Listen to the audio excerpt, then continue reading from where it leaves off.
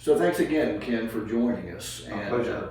what I've heard this said, you probably have too, all the years that you've been preaching, that somebody comes up to you and says, "Look, I've just done so much wrong in my life. I just don't feel like there's any way that I can be forgiven."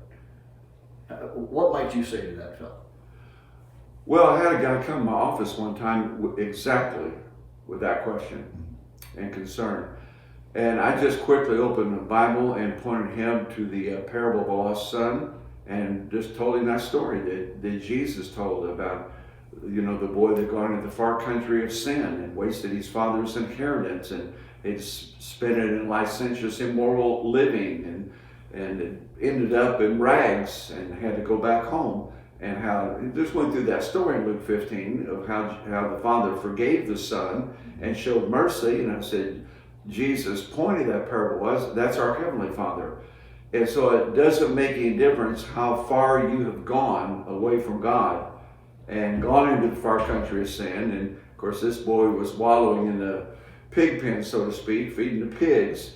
And yet the father welcomed him home. And in the story, he killed the fatted calf and put shoes on his feet and a robe on him and a ring on him and welcomed him back into the family.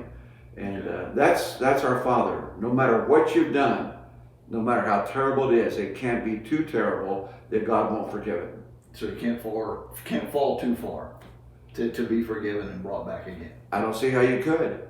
Because God is mercy and grace and love is so great that we can't hardly fathom it. Okay. All right. I appreciate that. Thank you for your response.